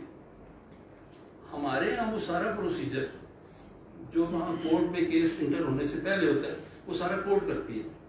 میرے خلاف جاتی ہوتی ہے, میں عدالت میں کیس فائل کر دیتا ہوں, دوسری پارٹی آتی ہے, جواب دعویٰ دیتی ہے, ایشوز فریم ہوتے ہیں, پھر وہ ساری چیزیں اور اس کو پریکٹس میں کر دیتے ہیں. لیکن پریکٹیکلی میں نے آپ کو بتایا کہ 4 تاریخیں ہیں سول کیس کے لیے. اگر پہلی تاریخ پہ ایویڈنس نہیں لے کے آیا اور اس کو کہیں گے اگلی تاریخ پہ لاؤں گا, نہیں لاتا تو 17(3) لگا کے اس کو باہر کر دیں. میں اسی حوالے سے پوچھ رہا ہوں کہ سب نے کہا ہے کہ آپ کی یہ ڈیوٹی پریکٹس تو پنکچویلٹی کی بات کر رہا ہوں. پنکچویلٹی دیکھیے جو آپ کا واقف کار ہے نا, میں وہ تو بات کر رہا تھا کہ یہاں ہم اپنے وہ وہاں کمپنیز ہیں نا, کمپنی میں وکیل چلا جاتا ہے, لوگ کمپنیز کو وکیل کرتے ہیں, کمپنی اس کو پے کرتی ہے, وکیل جو ہے نا اس کا سسٹم چل رہا ہے. یہاں آپ کے جو ارننگ کے لیے مطلب فیس فیچر بھی آپ خود ہے, کیس ڈرافٹ بھی آپ خود کرتے ہیں, عدالت میں بھی آپ خود جاتے ہیں. اب آپ نے اپنی سوسائٹی میں اپنے حلقے میں لوگوں کو بتا دیا کہ میں وکیل ہوں, وہ فرسٹ پرائرٹی آپ اس کی ہوں گے کہ وہ آئے گا, آپ کو ڈھونڈے گا, آپ نہیں ملے تو وہ کسی اور کو وکیل کرتا ہے. پنکچویلٹی سے مراد یہ ہے. اور پھر وہ سارے دوستوں کو جہاں بیٹھے گا بتاتا پھر یار وہ کہتا ہے نا کچہری میں تو میں گیا تو ملا نہیں, مجھے کوئی اور وکیل کرنا پڑا. تو یہ پنکچویلٹی ہے. نہیں, میں یہ کہہ رہا ہوں کہ ہماری ڈیوٹیز سب نے بتائی ہیں کہ آپ نے یہ کرنا ہے. آپ نے جس طرح کہا ہے کہ پریکٹس میں 17(3) کا جو نوٹس ہے یہ اس طرح سے دیتے نہیں ہیں یا 4 تاریخوں کا ختم ہوتا ہے, تو اگر ہمارے ساتھ ہی انصاف نہیں ہوتا تو ہمیں تو صاحب نے کہا ہے کہ آپ نے انصاف کی بات تو میں اس کو ابھی میرے دوست کو کہہ رہا تھا کہ میں اس کے لیے ایک جملہ سے کہتا ہوں یہاں انصاف ہو رہا ہے, انصاف نہیں ہو رہا. انصاف ایسے ہو جاتے ہیں کہ وکیل کی فیس مل گئی ہے اس کی پوری ہوگی, جیسا کو تنخواہ مل گئی ہے ان کی پوری ہے, اذان صاحب ہو رہا ہے لیکن لوگ بیچارے رو رہے ہیں اس طرح ہی.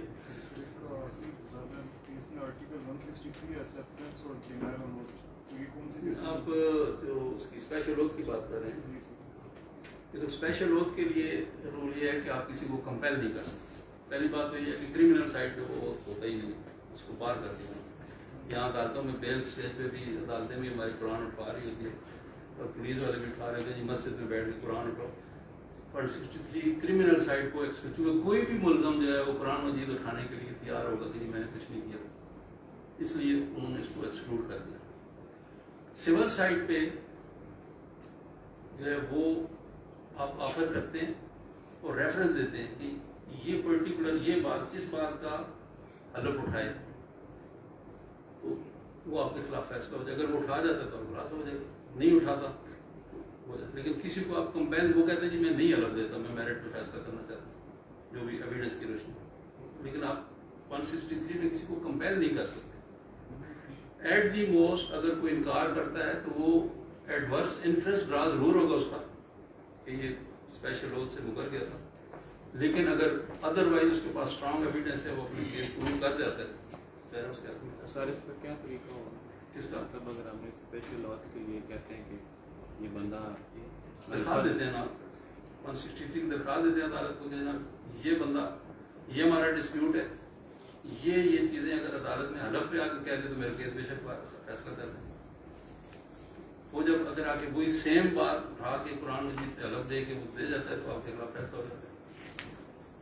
لیکن اگر وہ کہتا ہے جی میں نہیں دیتا تو اب اس کا آپ اپنا پھر انفرنس ڈرا کرانے کے لیے مطلب پھر وائس ورسا ہوتا ہے, اس کہتے ہیں یہ حلف دے یا پھر میں دیتا ہوں. مطلب وہ اگر آپ کا حلف مان لیتا ہے تو پھر بھی اس کے خلاف فیصلہ ہو جائے گا.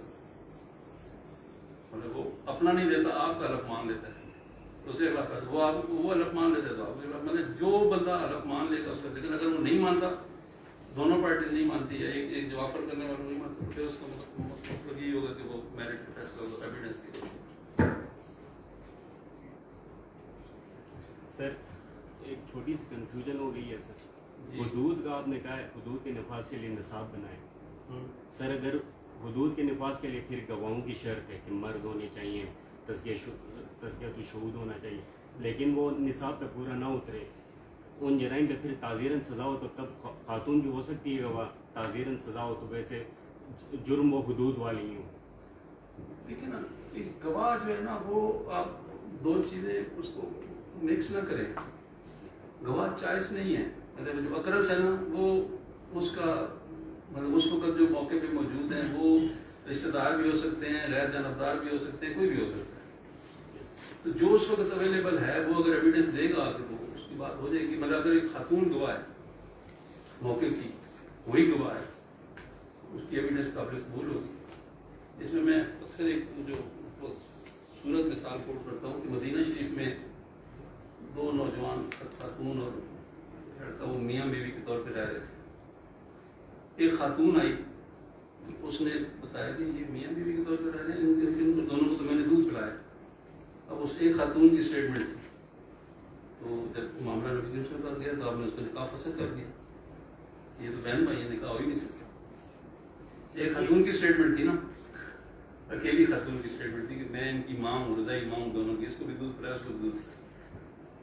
مطلب اگر وہ نہ آتی تو ساری زندگی جو ہے نا, لیکن اس کے آگے ایویڈنس دے دی تو واپس ہو گئی.